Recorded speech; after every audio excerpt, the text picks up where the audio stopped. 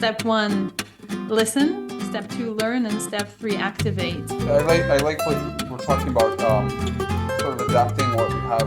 It's understanding your ecosystem. Hello, and welcome to the Permaculture Vine podcast. Today we have another roundtable, and today's topic is permaculture and climate change adaptation. So today we've got 3 great guests. Do you just want to introduce yourselves? Do you want to start, Joe? Do you want to go first there? Yeah, sure. Thanks. Thanks for having me. I'm Joe Petroni. I'm an architect. My practice is called Permarchitecture, which focuses on permaculture zone 0, the home. Great. Christopher? My name is Christopher Nesbit. I live in Belize, and main focus is agroforestry as a tool for food security, degraded land repair, climate change mitigation, and also climate change adaptation. Great. And Allan? Hi, everyone. Thanks, Cormac. Yeah, my name is Allan. I'm originally from Uruguay in South America, living in San Jose, Costa Rica. I am a permaculture designer, educator, and installer of food forests. I collaborate with a company called Food Forest Abundance, and also I have my own endeavor here in Costa Rica called Chispitas Silvestres, where we bring permaculture and outdoor education to the youth. And I'm Cormac, the host today, and permaculture designer and co-founder of Vine Permaculture, where we try and teach people how to start, grow their own food. So climate change adaptation. Joe, you've just finished the course there recently. Do you want to just tell us about that as a starting point, maybe? Sure. We just finished this October, the first beta cohort for a course that I've been building on Maven. It's in both synchronous and asynchronous course, as in there's both weekly meetings and go at your own pace content. And the topic is, funnily enough, and thanks for inviting me, Climate Proof Your Home, the homeowner's guide to climate resilience. And so we focus this time less on new build and more on retrofit, and specifically on adapting with low-tech and passive solutions. And of course, a lot of permaculture outside of the house solutions, finding way to adapt to climate. Great. Christopher, you mentioned you were climate change adaptation as well. What kind of stuff are you doing? We're looking at sort of right now we're embarking on a project. We're working with some corn and beans farmers up on the border in what they call the adjacency zone, which is basically refugees from Guatemala who were early adapters and wholehearted adapters of agrochemical technology, and they've now basically destroyed their farms and their land, unable to produce maize or beans. And they kind of discarded millennia of accumulated knowledge in maize and beans production in favor of synthetic fertilizers. And so we're talking with them. They came to the farm last year, and we're basically working on ways to get them to produce food particularly for animals, pigs, which are important in Maya communities, using perennial staple trees, like the trees in the Artocarpus genus, like the breadnut, the breadfruit, and jackfruit, for example, as well as Ramon nut, which is also in the morace. It's related distantly to the breadnut, and it's used primarily by Maya people as a staple food in famine times. And so we're basically trying to get people to work on creating food models that are not fragile. Great. We'll get back to the hospital. Allan, you're up next. Are you working on anything at the minute? Yeah, we're just running some workshops for the youth. We had recently one in Monteverde, and then we just had one in the French school here in Costa Rica in the city. Basically, it's all we believe that we're kind of like, this generation has robbed the kids a little bit the ability to be part of nature or to connect with nature because of, just because of different things, right? You know, if you talk to a parent, normally they say that they don't want their kids to be outside because of safety, because of you know, getting dirty. There's a bunch of reasons. The way that the people live is different as well. So there's not that many opportunities for kids to be outside, and we believe that disconnection with nature is what creates that. You know, then we treat nature as something foreign and not as something that we really need for our existence, basically, for our survival and for our thriving. So we want to bring kids back because that's how our childhoods were, right? We were riding our bikes everywhere. It was safe. We were climbing on trees. Nobody really was like taking care of us. We were eating fruit from the trees, and we want to bring that back to the kids. And we see that the kids are hungry for it. For example, we have kids that are, you know, whenever we tell them like, okay, let's sit on the ground, they're like, no, the ground is dirty, you know. And then, you know, 20 minutes later, they're already, you know, getting their hands dirty, knees dirty, everything dirty, and they're like completely fine with it. So it's something that is like just ingrained in them, like a fear that society has put to them, and now they're when they're left free to be able to exchange with nature, they're completely in it. So yeah, we're seeing that even parents that are afraid of nature, let's say, they really know that it's important that their kids connect with it. So, you know, we're creating a safe space for the youth to be able to do that. So that's where we're at. Great stuff. So I suppose we could start for adapting to climate change. Where would we start? Start at zone zero? Start at our structures we live in? Where would you recommend we start then, Joe, if we were going from the house out? So your course covers like retrofitting it. What would be the few basic steps we could take? Yeah, it was very interesting when we took this first beta cohort that people seemed to also get a better understanding not only of their house but also of their surroundings, and it was really nice. We sort of structured it as we went along in a sort of co-creative way, and the structure that arose from this was step 1, listen, step 2, learn, and step 3, activate. And there's 3 scales to each of the listen and activate modules. There's the bioregion, listen to your bioregion, listen to your land, and then listen to your house. And then when you activate, when we started the activate module, we went the other way around. So we started by activating your house, which is the place where we thought we'd figured that you have the most impact and leverage. And then the land. So how can you use permaculture principles and passive solar principles and other bioclimatics to help protect your home, and then go really outside into the bioregion. And I think what's really interesting to understand as we start thinking about this adaptation thing is that you sort of feel like it's the first steps are self-preservation acts, and then as you think more and more about it, you realize that because we're all connected and because we're all part of this greater place, it's actually a collective endeavor, and it's actually bringing us back to what I called the tribe, as in bring back the community, activate together, make stuff with your neighbors. And then the other thing is that came out is that once you think about adaptation hard enough, you figure out that there's a lot of leverage points and actions that actually also mitigate climate change.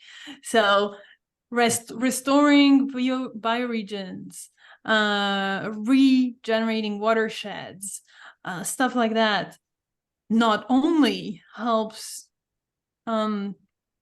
keep your house and greater neighborhood safer because it tempers weather events, it helps in many ways to protect, but then it also actually has a greater scope of really mitigating climate change, storing carbon and all that jazz. So it's really nice. I love, Joe, what you said about, well, first, like, so you mentioned kind of like adaptation towards the end, not only kind of like on the climate side, but that takes, leads us towards that, but like adapting our lives a bit to be able to also find those integration points, right? You talked about finding our own tribe. I'm really noticing that too, because at some point when the permaculture concept was sinking in my life, I became also part of a narrative, and also like, okay, yeah, I need to find like this perfect piece of land where I can practice permaculture, let's say, right? And now, like, my life, like, I have 3 kids, my life is so hectic, that like, even though that might be a reality at some point, like I'm much more bringing back in like the permaculture concepts close to where I'm already operating. I'm like fully trying to integrate permaculture in what I'm already doing. I'm not trying to reinvent the wheel of like, okay, I'm going to go create an eco community, and so basically I'm actually finding the communities in which I'm already participating, and instead of being, a passive being of that community, I'm trying to be an active person in that community. So for example, here in the French school, as I told you before, like a new principal came to the school, and I was like, well, I'm going to introduce myself, and I'm going to tell them what are the things that are, that I could bring to the community, and that I would like to learn from the community as well. And she was really receptive and open, and from there she already gave me a spot to create a little food forest for the kids and with the kids, and that already started sparking other conversations with other people, and that starts like creating the knit, right? And when having a strong tribe, then there's so many other things that you can do. So it's, sometimes we put the lens, or we create like different concepts, like create like a narrative, and we feel like there's like a utopian solution for topic, but it's actually like, if we can act in our local area and retrofitting our places so they're more connected to our ecosystems and to our communities, I think is a great idea. So I love those concepts. Thanks for sharing. Yeah, I like what we're talking about, sort of adapting what we have. Worldwide, there's a lot of degraded land. It's like 950 million or 1 to 1.1 billion acres of degraded agricultural landscapes, and largely in Central America, as you probably see, it's former degraded landscapes that were productive for a while, like banana or pineapple or papaya or citrus or cattle of monocultures that had a time, and at the end of their time, they're no longer productive, and these actually offer great opportunity. So I've been farming in one location for just short of 35 years in southern Belize. I bought a very old abandoned citrus and cattle farm because I like to say I was too stupid to know better, because it's true. I really didn't know what I was getting into. Just wanted to stay in Belize forever, and the easiest way was to go into farming. So faced with that, I've had to like come up with strategies to repair degraded land and come up with ways to make it productive. And these opportunities that present ourselves retrofitting, instead of going out and building a brand new house, but retrofitting an existing house, or instead of clearing into the jungle, or clearing into land that wasn't involved in agriculture previously, but taking agricultural land that's sort of low-hanging fruit, nobody really wants it, and working with it. And I think that's one of the challenges that permaculture addresses really well. But just applying the principles to the landscape, you'll come up with some pretty good design work. So yeah, but starting from scratch is so much easier. Yeah. I think that's one of the nice things that presents us like that. One of the things, starting from scratch will be very expensive generally, and so retrofitting an existing system, whether it's a house or a piece of land or whatever, may be cheaper, and the have these minor points of leverage points where you can get really big results without putting a lot of energy into it. You kind of maximize your minor leverage points, and amortized over time, you get good results. I was reading somewhere recently that they were talking about to retrofit an existing house to make it thermally sound. This is for an article I read about northern climate, keeping it warm, using less energy to maintain the heat, that it was actually a lot cheaper to take an existing house. There were caveats, and fix it instead of building a brand new house. But it took thinking sort of outside of the box, because these old houses were designed on just to use a lot of energy. So yeah, oh, don't get me started on that. I figure you probably will have a lot to say on that, but I remember reading it and then hearing what you said. I was like, oh yeah, there's a lot of that going around now. It's, I felt very hip and in the know to have read something about what you're talking about. So yeah, well, it's as in permaculture, or as in land with houses. It's so important to listen to it, to understand its potential, and observe and interact is one of the and slow down is so important to find the actual solution, or the actual point of leverage that can be so small if only you just take it in and slow down. And the concept of finding the points of leverage, I think is great. It's because it's the least energy for the maximum output. I think that's great. Like, yeah, I really like operating, like I understand the observe and interact, and I'm applying it all the time, but I feel like I'm much better at almost like interacting and seeing the response, and from there adapting. That's my modus operandi, that works for me. So just like try something out, and then from there see like how the ecosystem reacts, and then from there adapt and continue that way. And because if not, I create like kind of like a paralysis by analysis situation for myself, that I don't move forward at all. And I think it happens for some reason too, for some people too. So just words of encouragement for people to, if you feel stuck, just try something and see how if you can get unstuck from there. Yeah, especially with living systems. Exactly. So anything, plants and people. Houses, it's a bit more like the time scale is different. I don't have that much experience with that. Like, try something, wait for a bit. So we have Mike at he's one of the co-founders as well here at Vine, and he actually moved from Philadelphia to Vermont. He calls himself a climate migrant. Yeah. So a bit drastic, but so if someone's worried about climate change and they're worried about getting themselves sorted, and they want to use permaculture as a tool, so what we've got so far is try and retrofit where you are is a bit more, is easier, are we saying, or cheaper, more sensible than going out and moving somewhere and starting again? Well, I think there isn't one safe space. Like there isn't a place that's going to be in 10 years time, it's going to be just right and everything's going to be fine. There's this misunderstanding about climate change as in it's warming steadily, but it's not. It's just debalanced. It's a loss of balance of the climate.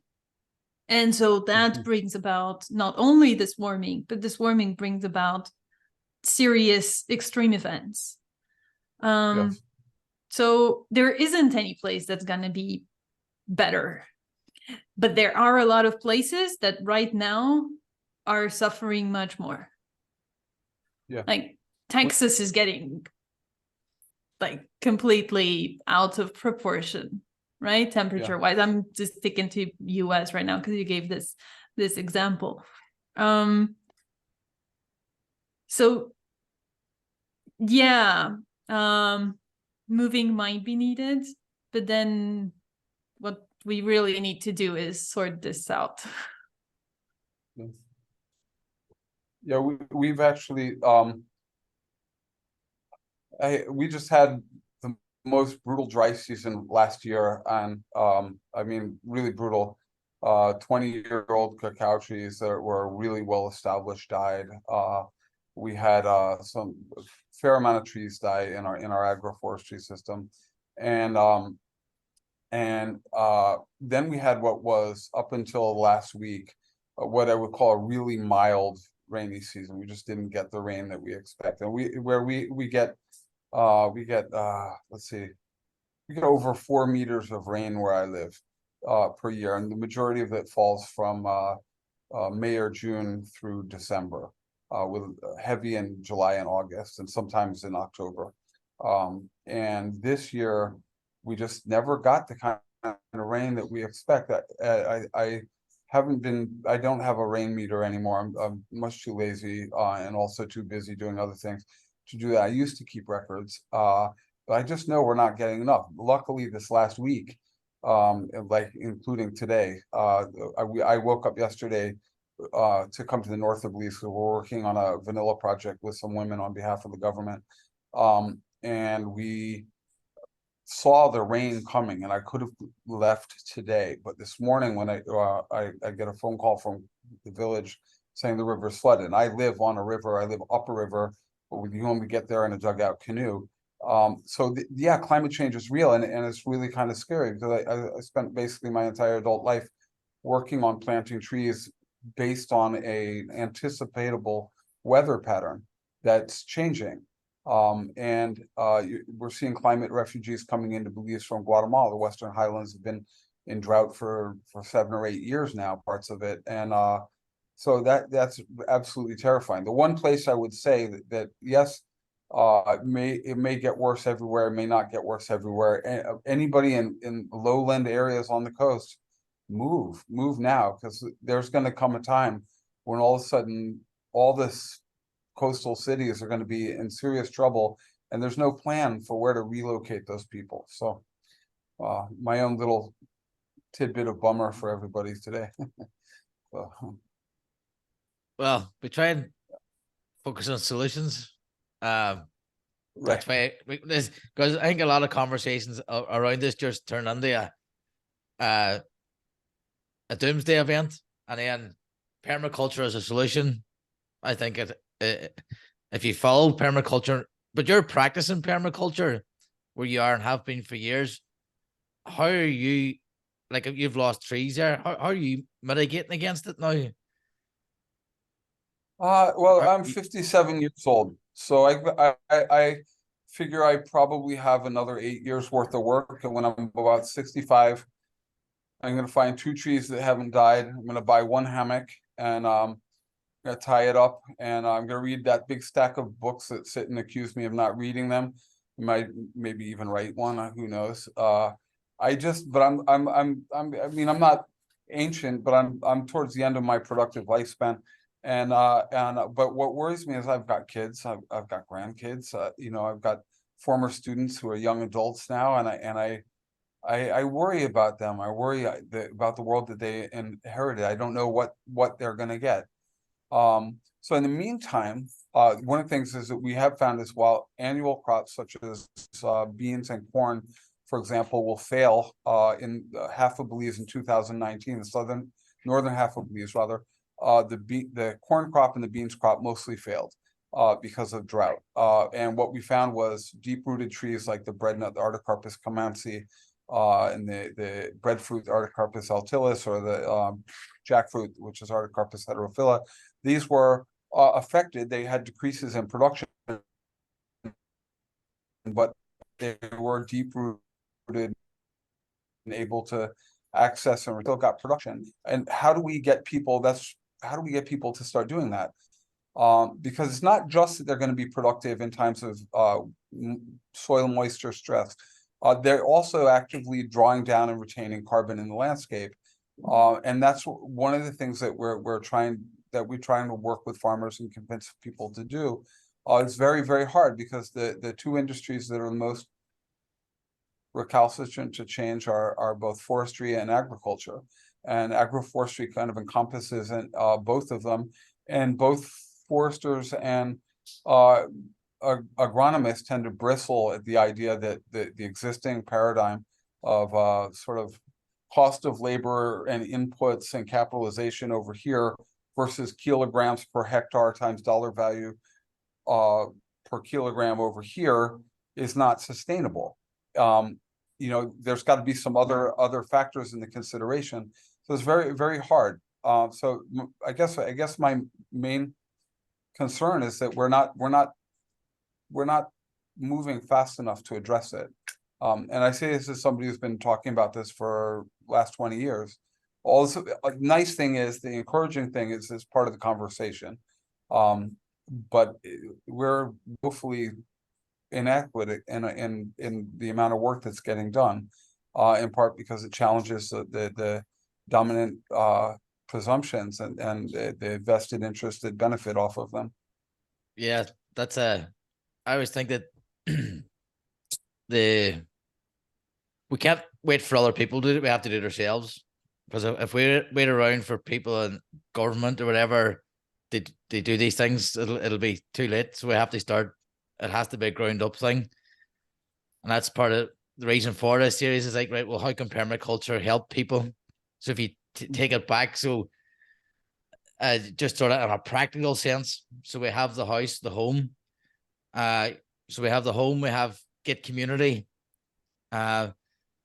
Is even planting plants, say a zone, if you're in zone 6, planting things that are zone 5, 6, and 7, to try and hedge your bets a bit and diversify. Alan, would that something that you would do in your design work? Yeah, for me it's understanding your ecosystem. For me that's the most powerful thing that we can do to be adaptive to any changes in climate. You know, understanding our ecosystems and seeing how it's changing, and by being part of it, because when we're part of it, then we can take action towards any changes that we might do. You know, like Chris was saying, okay, like the corn and the beans were not working, but we saw that these other trees were working well, so we're going to focus on doing this. So when you're doing designs, you try to kind of like create a little bit of redundancy of like, you know, you kind of like create some potentially sacrificial areas, thinking that things might change, but you have like systems where, like, if something fails, the other thing is going to work. So you create systems where you know, you make sure that at least one or two things that you're doing are going to work, and then from what you notice works, then you replicate. That's what I tell my clients normally. But for me, it's like understanding our ecosystems, right, where we live. I always refer, there's a lady in I think you might met her, to Cormac, Claire de Gaia. She introduced me to a lady called Laila June. She's a Dene Nation woman, and she says that we human beings are a keystone species. You know, that Mother Earth needs us to enhance life on this earth. So I feel like, you know, it's our responsibility. Yeah, we have systems in place right now that might go against that, but for me, those systems are catapults for the people that actually want to do that work to rise up. You know, like if there's no resistance, then you just stay in a comfortable place. But if there is resistance, then you find your mission. You know, so the resistance is like the yin and the yang, right? The resistance is for the people like us rise up to that. And then if we rise too much, there's probably going to be a resistance from another place, and it's going to be fine. But for me, understanding our ecosystem is the most, you know, the most that we can do to be able to prepare ourselves for anything that might change in our ecosystems, and then creating redundancy and resilience in our systems, right? So a place where, you know, if you have a place that might get flooded because of rains, how are you going to manage all that water? You know, can you manage it in your local space, or do you need to collaborate with your neighbors to see where that water is going to go? yeah, how can you create ecosystems so you're creating more constant rain rather than creating monsoon situations? Yeah, it's about understanding where we're at and then collaborating with that ecosystem to enhance it and make it more resilient. That's my philosophy. I love that. Yeah. And And then whatever happens. but yeah, taking the food out of commodities and the houses out of assets and the people out of, you know, whatever we use, the labor force. And getting back into it's a very profound change in worldview that we're actually facing. And I think the way you put it, Allan, is beautiful, and Lila Jude is just beautiful. It's fantastic. Her work is just so helpful right now. It's so timely. Her TED Talk is brilliant as well. And by the way, I just saw half of so I fully recommend it, a talk with Nora Bateson and Daniel Schmachtenberger, I hope I said his name correctly, about learning to be in this world. It's a lot about children and about how do we teach our children to be in this world. And what you said, Allan, reminded me of it, because it's so much about getting this in your inner flexibility, like an inner balance that helps you be adaptive to change yourself. And then you can choose how to adapt to the exterior changes that you're facing and all the challenges we're most certainly going to face in the coming years. But such, like, the internal aspect of it and the internal permaculture is such an important aspect of adapting to change in general. Yeah, I think that's great. Also, and it's quite surprising, I'd say, because when I had looked at this, climate change adaptation, permaculture, I wrote a list of things, like very technical things. I'm an engineer, that's what I do. And it's great that the conversations went towards people-centric and community and kids. It's probably a more powerful way of putting a message across, and a positive message. Well, okay. There's in the course, there's also a module about climate emergencies, and so being this very preppy, right? How do you make a list of all the things that you have in your house, and how do you be sure that you have food if water, if a disaster strikes, and how do you make sure, etc. Right? Having a plan, a strategy for stuff like that. So that's one of the very important things that people need to take into consideration, if that's one aspect. And then there would be knowing what projections are possible and probable in your area, like really doing the research and understanding what will happen, so that you know how to prepare better for it. But that's, again, this observe and interact principle. You can take it to many scales. And then, of course, timeframes, budgets, preppy, food's resilience, water resilience, and then low tech. If there's a blackout, your house, at least from my point of view, your house needs to be fully functional. So if you need a fan to work for the indoor air quality to stay constant, when the blackout strikes, that might not be, that fan is not going to work. So how do you work around that? Stuff like that. Okay, that's too technical sense. Were you going to say something there, Christopher? No, I was just thinking about, I live with solar, so my wife and I do solar photovoltaic installations. We mostly do them in protected areas and ranger stations. We also do schools and clinics and community centers and village level water pumping systems. And there are those are ways of building in a degree of durability, because a lot of all the communities, we don't do grid tied, we only do battery based. And so we're only working in places where they don't have electricity. Well, we just had like 4 days of super overcast and my batteries got so low, I just shut everything off except for one light.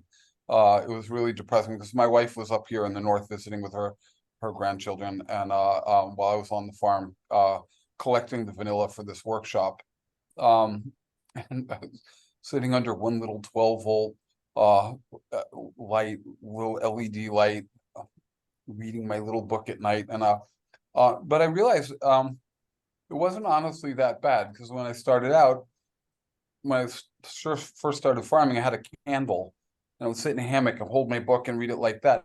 So anyway, just more of an anecdote than a point. And I was really feeling that I'm all proud of myself every time there's a national outage of the grid and I've still got power. I didn't have it because we had like 4 days of completely overcast, and it was a little humbling for me. So that was basically it. It's good to be reminded that you're not, there's no such thing as self-sufficient, that we're all interconnected with larger systems around us. And I've never liked the term self-sufficient, but I really felt that.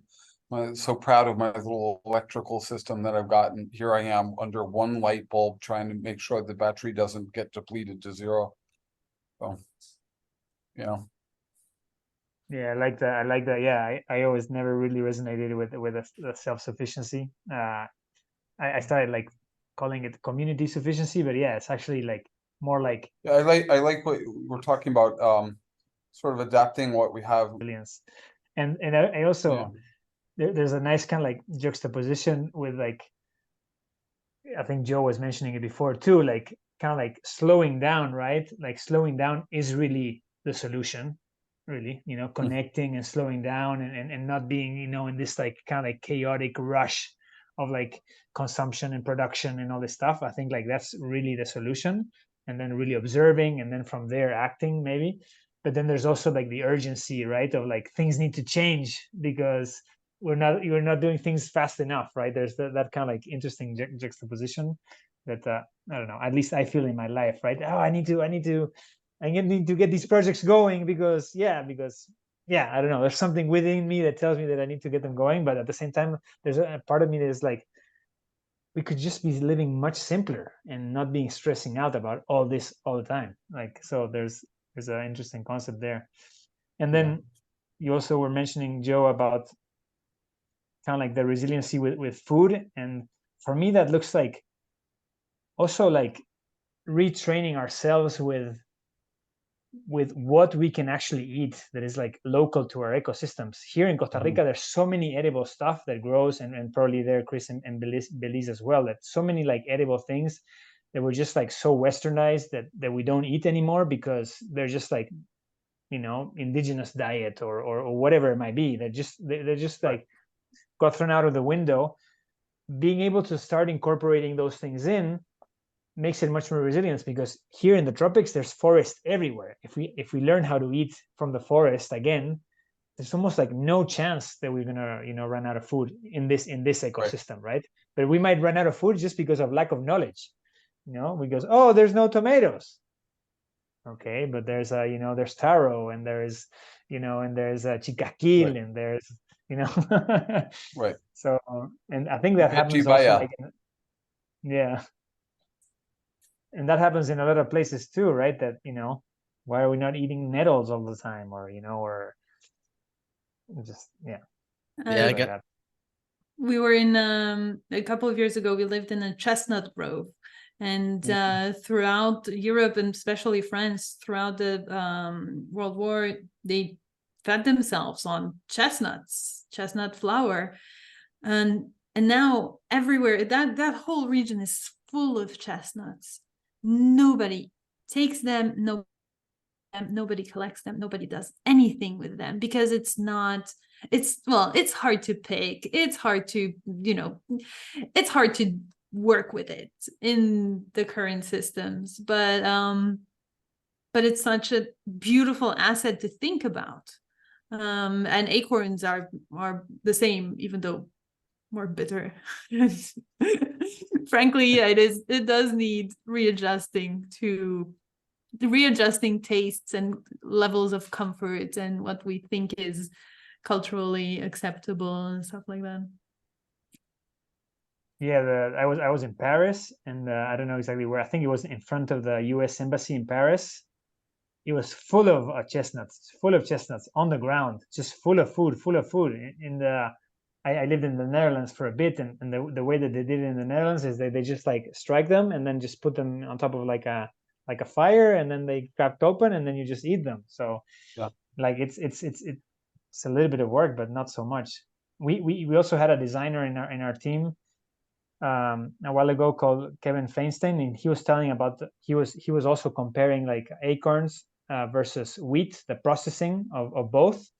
And acorns are actually much easier to process. To process wheat, you still like need like all the mechanization and all the stuff, and to process acorns, it's just easier. It's just like, it was taken out of culture for some reason, and we just need to like bring those things back in, because there's another permaculturist that I work with that he was saying like every forest is a food forest. There's in the permaculture there's the concept of food forest, but every forest is a food forest. Yeah, sometimes it's not so human oriented, but it's providing life. And also, we could change it a little bit for us too, but there's probably a lot of food that we could eat, if the right knowledge, and the knowledge is through ancestry and through storytelling and through kind of like pagan ways that got basically cut out. In all of our lineages, they just like got like strike down through oppression and power and whatever, like whatever the power was at the moment, they got just like cut. And so then those storylines like kind of like got lost. But if we can bring those stories back to life, then we create our new tribes, right? It doesn't really matter that we lost them. We can remember that we're all connected. Our cells come from the earth as well. So you guys both touched on foods like the acorns and chestnuts not being eaten. I eat chestnuts. I grew up in New York City, and I used to eat chestnuts. My dad played rugby, and they had chestnut trees out there, and there were guys who would roast them. In the case of chestnuts in Europe, the Maya people, they don't eat Ramon nut, Brassima malacastrum, even though it is nutritionally superior to corn. It produces more kilograms per hectare at an extremely favorable energy return on energy invested ratio. Mazapan, we call it bread nut in Belize. It's or castaña in Spanish. People don't eat that because they consider, particularly in the case of Ramona, they consider it famine food. So there's an association that my grandparents ate that when the maize crop failed. The same way I think that maybe in France they don't eat it because they have an association of, we ate that under German occupation when there wasn't food available. And so I think that the question is, how do we destigmatize these foods? Because some of these foods have absolutely astounding properties, and particularly in terms of energy return on energy invested. During bread nut season, I've probably got 14 trees bearing. I go pick up two 5-gallon buckets every single day of bread nut. We raised pigs. We had 16 pigs at one time that we were raising off of bread nut. We eat it. We've made flour with it. We've done stuff with it. It's a fair amount of work in the processing, but the actual harvesting, there's no need to plant it. There's no need to fertilize. There's no need to weed it. You just go pick it up with a bucket. And so how do we make these foods become more acceptable? Now there's in the Petén in Guatemala, adjacent to us in Belize, they have these women's cooperatives, and I can't remember the name of it, unfortunately, who collect and market the Ramon nut seed, and they use it as an admixture for these coffee substitutes. They grind it into flour and they make cookies with it. They have a cornflake substitute with it, and actually through very clever marketing, they've managed to target this sort of upper middle class and upper class Guatemalan seed, and then they're buying it for their kids because, you know, it's from the jungle and it's better for you, and it's not GMO corn coming from, you know, Iowa or wherever. And so a lot of these foods, I think, if they could be just destigmatized and put in a concept, even if it's only to be used as animal feed, instead of corn, you know, so there's potential in there, but they evolve some degree of marketing and education, and to people who can't look outside the dominant paradigm. Again, it boils back to that. And so it's one of the things I really like about permaculture is that there's all these pioneering people out there doing interesting things that sort of turn the dominant model upside down. And so that's one of the cases I see with these foods. Yeah, and if you place them well enough around your house, they can also build up your soil, keep the sun from reflecting heat in your house, act as a windbreak. Use evapotranspiration to cool the air coming into your house, shade your house, and many others. Yeah, yeah. Function stacking. Create water droplets in the air, create water vapor to produce some rain in the area. Slow down the water coming onto your site. Very Help important it one. soak into the landscape. Yeah. Increasingly more important for parts of the world where drought is a problem. Yeah. Retrain your mycelium. Yeah. I heard a concept recently, like so then there's the paradigm of like, yeah, like the adopters and the people that are in a way like courageous or something to take these like different approach or relearn these techniques, and then the people that are kind of like still in the normal, you know, status quo thing. But then there's like so then like there's a question. I was in a regenerative entrepreneurship course, and you know we have like the idea of like, you know, big corporation are the ones that are harming the world and all this stuff. But you know, there was a course in there that was like, actually we need to partner up with the big corporations because they're the ones that have like the leverage to actually bring this and create a mass adoption of like these techniques. And there were some people in a group in the States called Primal Pastures. I don't know if you guys know about them. They did regenerative animal grazing basically, and they were doing really well. They were really, you know, they were able to create a niche market for themselves, and they were doing really well, and they were, you know, creating good solutions for their ecosystem. And then they were seen by one of these big corporations, and they actually like kind of like took them in as part of like, you know, one of their divisions, let's say. And what the owner of this company was saying is like with Primal Pastures, we were innovating, and it was great. Now working with this bigger corporation, even though like, you know, there's kind of like, you know, philosophically it might not resonate with a lot of people, working with this bigger corporation gives me access to like, you know, the smartest engineers in the topic, to the best machines, and so any idea, so and they let them like still be like that he can like be like the tester, basically the research and development department of this big company. They let them do the tests, and once, you know, they want to try out a test at a bigger scale, they have like all the resources to do it, right? So Right. there's like also this like way of like, okay, maybe we need to like create these like niche solutions and then like bring them to the bigger corporations and partner up with them, because they have like the, you know, they have the muscle to bring this to the everyday consumer, you know. And then of course there's the balance of like not do it too massive that then you're again destroying. Now you have like, you know, monocrops of chestnuts everywhere. So it's like, okay, what is the balance there? But for me that was interesting. Normally, like the big corporations are not really changing, not because they don't want, maybe they don't want, but just because it's so, you know, they're so titanic that like it takes so much energy to try to change. You know, they just have a direction, and it's just so hard for them to like pivot. But if they can like incorporate these solutions from like, you know, people that are doing these changes, then we can create this bigger shift, a quicker shift. It's kind of like almost like the combination of both of these worlds.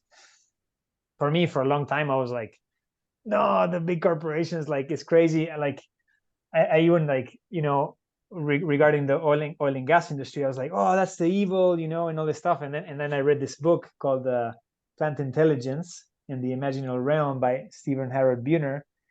And he's saying like, you know, how like humanity is kind of crazy, right? Because like we're like destroying the ecosystem that is supporting us. So there's a reality in that. But then he's telling us like, even though we're smart beings, we're not smarter than the being of Mother Earth. You know, we're part of it. We're part of that ecosystem, or that many ecosystems. So we're not the only ones creating solutions here. And he was saying like, let's just say an example that like, you know, he took the analogy of like an annual plant. He's like, an annual plant, when it goes to seed, it puts all its energy to its seeds, and then like it dies off, right? Like it kills itself to be able to propagate the next generation. That's like by design. What if, you know, Mother Earth is doing the same thing? What if Mother Earth is like depleting itself right now to maybe take a bacteria or something to like another planet? So like as a permaculturist or as a regenerative landscaper, I'm like, why do you want to try to go regenerate another landscape if we cannot even regenerate ours? But like, if Mother Earth wants to pollinate another planet, well, maybe this is perfect synchronicity. Well, I still want to be on the part of regeneration because that's what I'm passionate about. I'm not passionate about like extracting from the earth. I'm passionate about like regenerating it. But it's okay that people are extracting because maybe that's part of Mother Earth's plan as well. So it's kind of like puts into perspective of like, there's not really evil out there. We just need to like collaborate with whoever makes sense and then go towards solutions. Yeah, that's very the Buddhist middle way of putting it. Yeah. Yeah. Yeah, I think with the corporations, for me, the problem is that their metrics are all off. They have a legal obligation to maximize shareholder profit, therefore everything else goes out the window. So we need to change that and have, well, instead of just saying we're green and we're regenerative, they have to actually have metrics. So as well as having, basically they should have the same legal requirement to look after the environment as they should to shareholders. And at the minute, it's more to shareholders. So it's shareholder, environment, shareholder straight away. I just wanted to say, because while we're talking about corporations, Lush Cosmetics is an amazing company that they make soap and body products. They source their stuff ethically. They donate to amazing projects, including, I put myself as lower end of amazing projects. They've assisted us on and off for a few years to do training, and also a book that I'm working on. And I really wish more companies had shareholders who would say, hey, we can be ethical. We can take some of our profit and plow it into the good of the earth.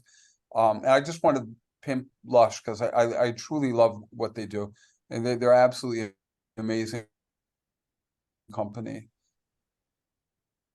Yeah, it's good to point out them examples. I did that was all. We were talking about corporations. I know one good corporation. Right. Were you saying something there, Joe, as well? About when you talk about corporations, there's also, and you know, metrics. there's this idea floating around about putting metrics on nature and putting metrics on ecosystems and measuring stuff like impact. And it's again the philosophical thing. Nature is, if you embrace the complexity of nature in all its infinity, then it is quite obvious from the onset that you're never going to be able to put numbers on that you can build KPIs on, right? And you can't put, you can put a credit on carbon. Like, what use is that gonna have? The complexity of nature is so much bigger. It's like, if only we had more data. No, there isn't any amount of data that's, big enough to encompass the whole of nature, all of Gaia. Right? And I know it sounds hippie and all, but I feel like there's this trend of putting numbers on nature so that we can incorporate them into the numbers of corporations. And I have a tension about that. I really do. Yeah, that's why that's kind of like a globalization way of seeing things. It's like what makes sense, where do the investments make sense, where's like the flow of resources make sense. So yeah, all the numbers are for that at the end of the day.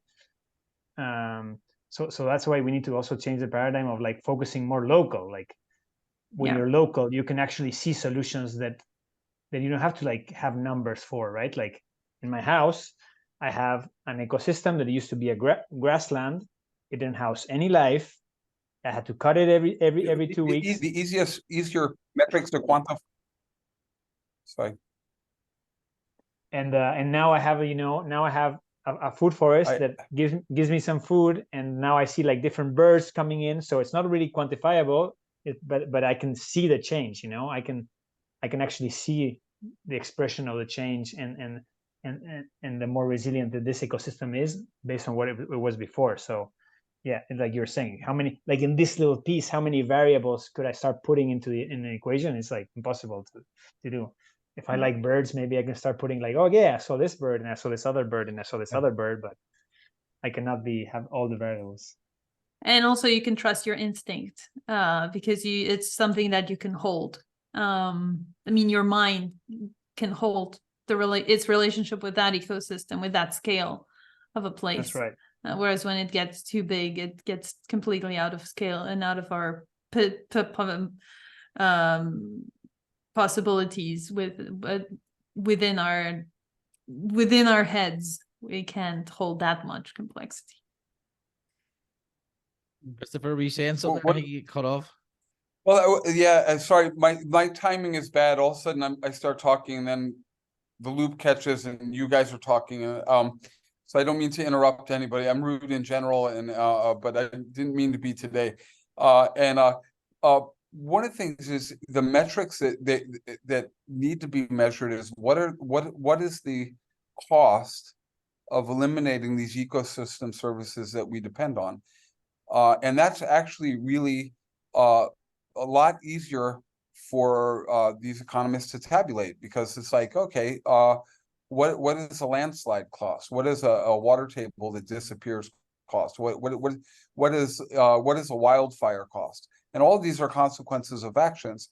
And so I think that as one of the ways to measure whether any project is viable is what are going to be the damage to the ecosystem commons that we depend on. And there's not a lot of that being done because the dominant paradigm in economics is extractive, and it boils down to that equation: cost of labor and inputs over here, and capitalization amortized over time. If kilograms per hectare value is exceeded over there, it's profitable, even though technically it's not profitable because it's just being subsidized by ecosystem services. And so I wish there was more discussion about that. I have some friends of mine who are sort of classic economists, and often they seem to miss that the ecosystem services have values that are actually quantifiable. They're difficult to quantify, but just remove them and all of a sudden you're going to get an understanding of how valuable they are. So, yeah, Yeah, there was my little thought. Yeah, there's a podcast in another podcast called Investing in Regenerative Agriculture, who's I think he's a Dutch guy, Koen, and he interviewed a guy called Charlie Cummings, and basically they talk about that right, whenever people are considering like costs and economics and accounting, a lot of people like say like they go into like, yeah, I'm just gonna buy a regular piece of potato because it's cheaper than the organic. I cannot afford the organic. But like if they're actually comparing like the actual cost of things, like for example, a non-organic potato is probably subsidized, or non-organic corn is subsidized, so you're paying taxes for it as well. Then it's creating these like, it's creating the medical bills, it's creating these weather events, or or social unrest that is creating costs for the region. And now if you compare those two, you're like, oh yeah, no, the cost is better if I buy this other one that is regenerating the land. So that part of the cost and the financial piece, I think, is really important too. And yeah, in you normally are comparing what you see in the supermarket here and what you see in the supermarket here and what you spend in that moment. You're not comparing like all the implications of like kind of like costs that come from the side and all the consequences, the costs that are consequences of doing one thing one way or another. Yeah, that might be cheaper, but have you looked at the cost of chemotherapy recently? Yeah, exactly. So. Yeah, I think that's the difficulty though when you're a single mother at home with 4 children and limited money. She's buying the cheapest stuff. She's not. Exactly. That's why this ruse of individual carbon footprint that we've been having this discussion for the last 10 years. It's your individual responsibility because you're the one who's supposed to act as a consumer and choose better. Who can afford that? Nobody can afford that, especially the young mother with the single mother who's in the aisles of the supermarket. How can you tell that woman that it's her responsibility? So it is about changing the systems. It definitely is. And the same. Sorry, Alan. The same people that are telling that it's your individual carbon footprint are the same ones that are going, right, I've got a fracking contract. Let's have an auction. Sorry, Alan. Go ahead there. No, I think that's right. It's about changing the system, but the system is easier to change if all the numbers are put on the table and people are educated well around it. So then it's like, hey, like people can, like, with their voting or with their with their influence, they can be like, even though I'm buying the cheapest, I know that it's not the cheapest because I'm paying my money in taxes to subsidize this thing here, and I'm paying this medical bill, that if I was eating right, I wouldn't have to pay. So then you can create. But yeah, when you're blinded to that, then you cannot change because you're like, oh, I'm just going to buy the cheapest because that's all I can afford. Yeah. So the best climate adaptation is climate action. Exactly. There you go. At the system level. At the system level, yeah. Yeah. Well, I'd like to plug right now the beautiful project that I've been involved with for the past 2 years. It's a all voluntary project. It's called Connecting the Carbon Dots. It's under the Carbon Almanac, a project that was led by Seth Godin and turned into a book. And from that, we turned the solutions and the issues in the book into a graph to show how it's all connected. And in there, we have actionables that are at these 3 levels: the level of individual, the level of the collective, and the systemic level. And I feel it's so important right now for us, all of us, to make the step towards activating ourselves and changing the systems and not falling for the, we're going to change light bulbs ruse that has been sold to us for so long. So that's at thecarbonalmanac.org/connect the dots. Nice. And I think it ties to what we were talking at the beginning of like integrating ourselves where we're at, right? We don't have to, go try to create this magical reality for ourselves. It's like, where are you at? What are your circles of influence? How can you share this information there? Make yourself a service to showcase, to teach, to receive as well, because it's about all of us learning from each other. And and then take steps from there. Yeah.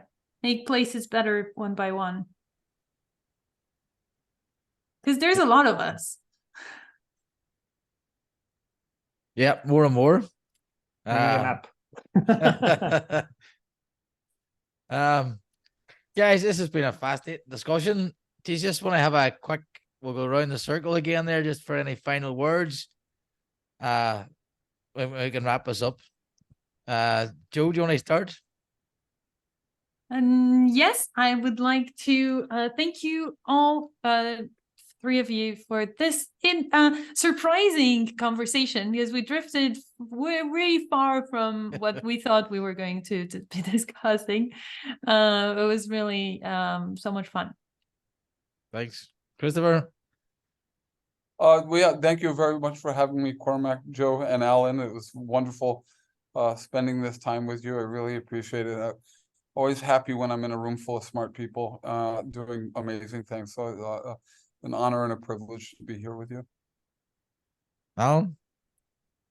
Yeah, second Chris and Joe's words. Very, very happy to be with all of you and share this conversation. And I'm excited about the future. I have 3 kids, and I'm excited about what's going to happen. And even if I know there's a lot of strife and struggle in the world, and that people are going through hard times. So I acknowledge that, and in a way I'm in a privileged position because I don't have to live through that.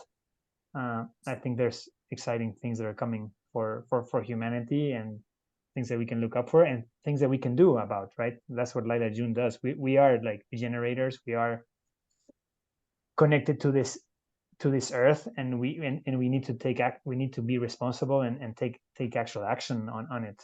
It is our responsibility as human beings to participate in this dance. That's great. Thank you. Guys, thanks very much. And for those listening, if you'd like to subscribe, there's more of these conversations coming up. One relative to this as well, we have one coming up on permaculture and alternative markets or economies, which as well ties into this very well, that you don't have to go and buy the grocery store all the time, chip on your neighbors, things like that. Guys, I think we left with some very practical steps there as well, and some encouragement and positivity for people as well. It's not all doom and gloom. That humans have been here for thousands of years, and I think things will change, but we're going to have to change with them. Just thanks very much, guys. Cheers.